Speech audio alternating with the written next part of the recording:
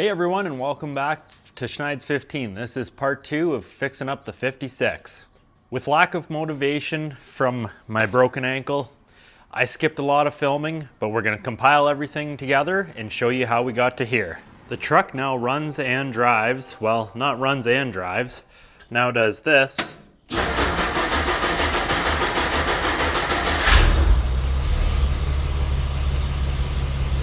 And it looks like this. The body panels have been straightened, the rims have been painted, and we're just waiting on wheel cylinders before we can take this on a test drive. So now we'll overlay some video and show you how we got to this point right here. We are going away here. I'm going to get my foot looked at, and it's a couple hours away from me, so we're gonna take my dad's camper and go camp for a night and come back. So I have the cylinders filled up with oil, diesel like last time, and I put some acetone in to thin it. And then I just put my farm jack there on a bar down to there to have constant pressure on this engine. And maybe when we come home, it'll have spun. Okay, the jack did not break it loose after I got home from my doctor's appointment. I got another 4 weeks in this bad boy. I got the bolts out and the hood taken off. I didn't do the work because I'm not able to with this. So I didn't film that, but we got it off, and I'm just yanking the head bolts, and I'm waiting for somebody to come help me lift this off. Well, there we go, and I'm gonna apologize for the last time right now about not filming everything. The cylinders are not rusty, they are fine. There was a bunch of carbon and crap on top. The one right here, there's stuff on top, but these valves all look good. They're not pitted like my other ones.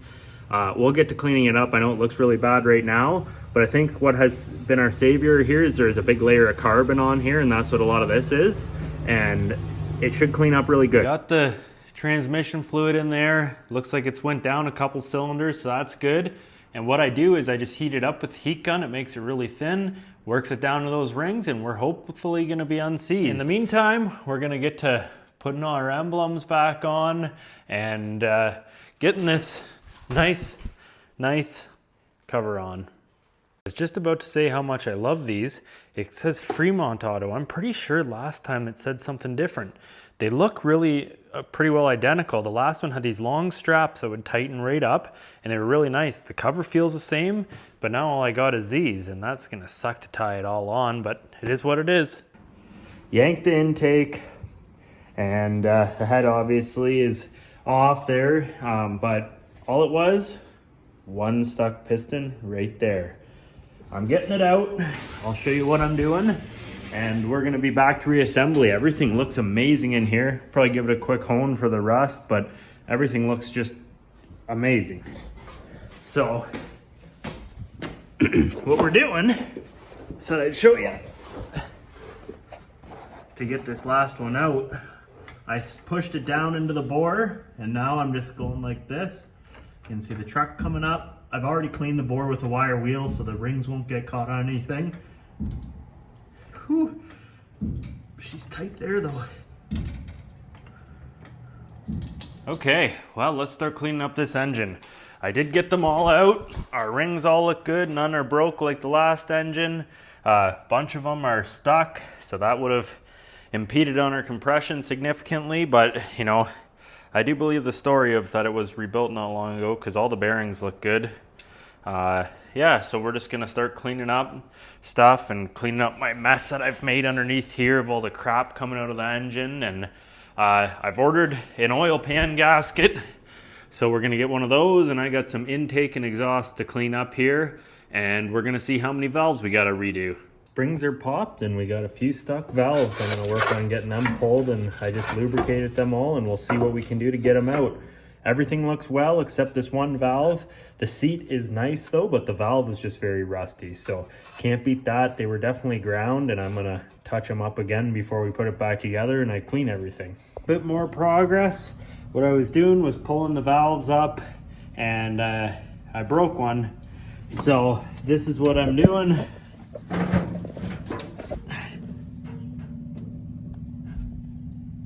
I'm putting bolts in of any which way and size right there, and then I'm rotating the engine and using the lifter to push up and on this piece, and I just about have it. With the valves all out, now we're gonna start to grind these seats and just give them a quick touch, because the mice really got to this one here and really rusted it. So we're gonna give that a clean up and start cleaning up our pistons. Got the good old valve grinding set out. Man, these things, I can't remember, or I didn't remember how nice I had cleaned this up. So I've gotten 11/32 reamer here to clean these out. Some of them, obviously the rusty ones are really bad. This one here, you can see is beautiful. And this one here doesn't want to go in. This is my Pilot, 11/32 plus 1/1000. Fits just perfect in there. So yeah, we'll get to cleaning these bores up and then we're ready to grind these seats.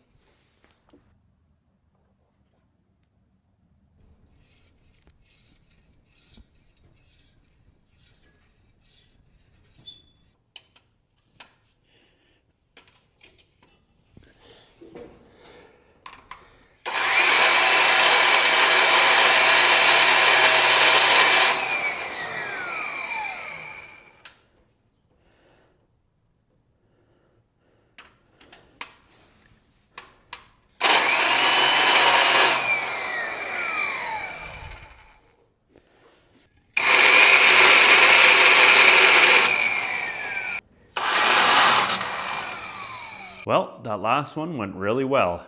That's it for the old Sioux. She can go back under the bench until next time. As you can see, all the surfaces are very nice. You know, this one looks a bit rough because of that pitting, but it's still gonna be a functional sealing valve. A bunch of the exhaust valves had rust in them, but it won't matter because that exhaust is going out. We'll just make sure that the intakes are very clean. Just cleaned up all the rings. Some of them were stuck and they're good now. We have one that's broken, I believe, right there. So I gotta talk to engine rebuilder Ron there out in BC and see if he has a spare one he'll get me. And we got a valve that we gotta get from him as well. In the meantime, I had a little bit of linseed oil and I just put it around here. And I was wondering if this truck would look better, darker or lighter. So I'll probably end up, you know, coating it here. I got to get some mineral spirits and thin it out, and we'll be on the way to having a nice shiny looking truck like the other ones. I think it's the way to do it. And I got a little carried away. I started wiping, and then once I was wiping, I couldn't hold the camera. I couldn't hold my crutches. I had to hop in and get cleaned up before I could get back here. Anyhow, she looks pretty good. That's just boiled linseed oil without mineral spirits mixed in because I didn't have any, so I thought I'd try it. It looks amazing, actually. It's really made the look of this truck a lot better. I've done the inside too. I'll show you now. If you remember before, the dash was really, really white, stained almost looking, and same with the doors and everything. It's really come out. We'll let this soak in for a couple days and get a little bit less glossy. It's pretty tacky right now, but overall it's looking really good. And we can't not have this on here. It just looks so good, that Power Flight. Well, we'll literally dust off the old valve grinder. It attracts the dust. When I pulled out the valves, I just put them in, you know, each box is per cylinder. I just numbered them cylinder 1 at the front and 6 at the back. Not sure if that's correct or not. We did break a valve on cylinder 5, so we got to get that one sent to us. And this one here, from all the mouse pee and stuff in there, we're not going to reuse that, obviously. We can't. It's so thin. So the rest of them, though, look really good. And, you know, there's a lot of margin on them. They must have been replaced, some of them. So since we got this in our garage, we'll put it to use.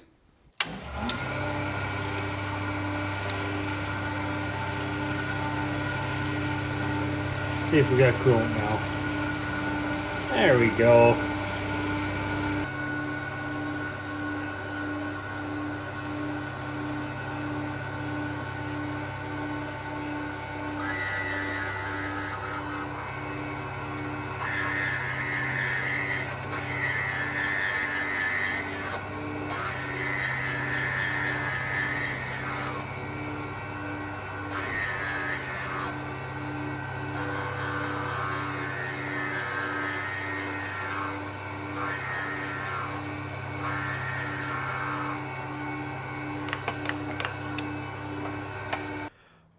As you can tell, that valve is bent very badly. I had to run it through the machine just to see how bad it was. That one was bad, and this one as well. And then this one just due to corrosion. So we're gonna order 3 exhaust valves and 1 intake because the one's broken. So I set the other ones in here though.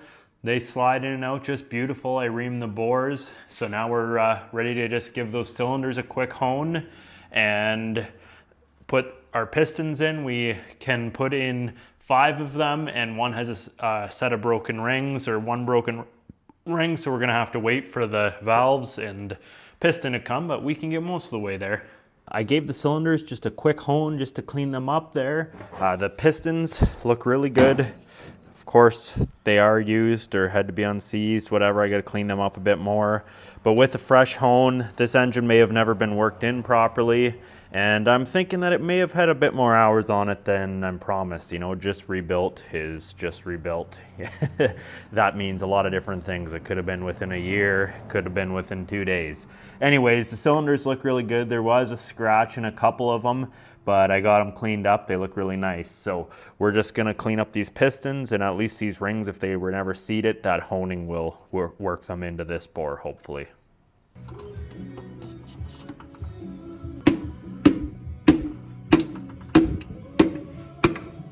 Okay, with those pistons knocked in, we are waiting for parts.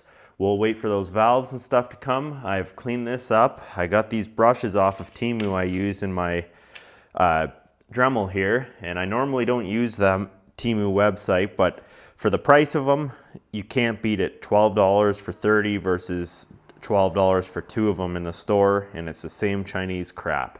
So anyhow, we're gonna make up a gasket here, and I have sprayed some lube. I had this stuff given to me. It's like a slick PTFE dry lubricant, so it's basically Teflon, and it smells like acetone. Anyways, I heated up the shaft, sprayed a little bit in there, and it freed this up, which is amazing.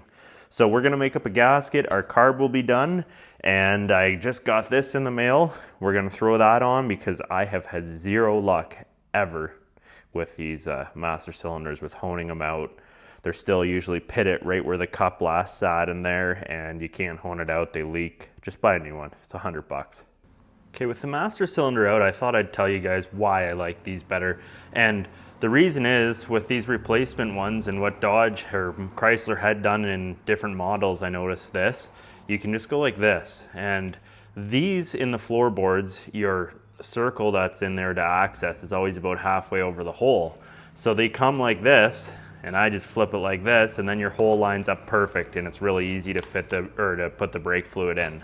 But these are made by A Premium, and honestly, for a Chinese master cylinder, the Ray Bestis ones are 250 bucks Canadian, and these are 100, so you can't beat that.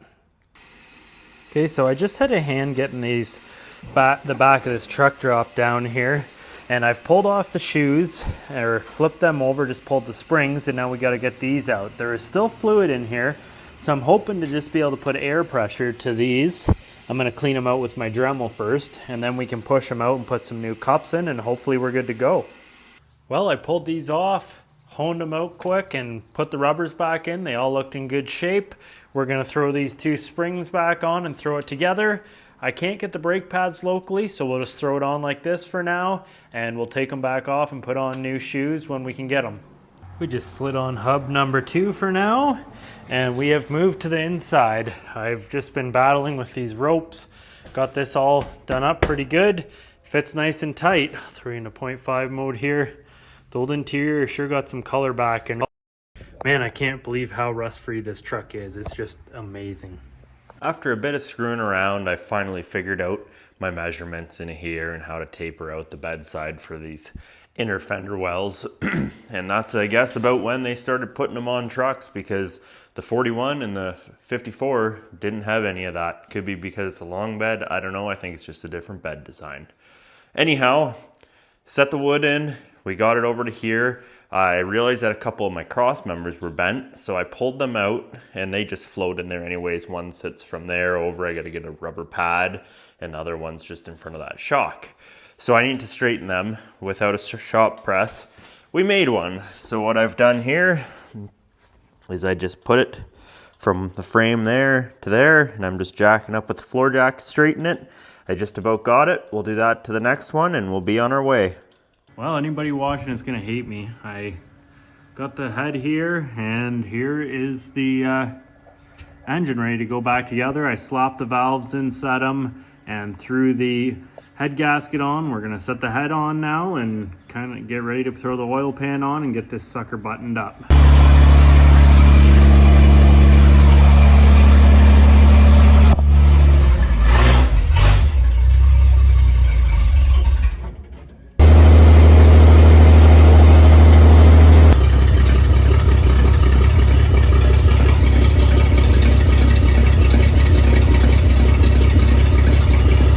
Well, if you've made it to here, all we've done otherwise is add some exhaust to the truck, and that's it. Stay tuned for the next episode when we get these wheel cylinders in, and we're gonna get just dialing in all the other little stuff, and this truck's gonna be ready to hit the road. We're excited to drive it, see how that old automatic transmission works. Hopefully see you at the next episode. Until then, see ya.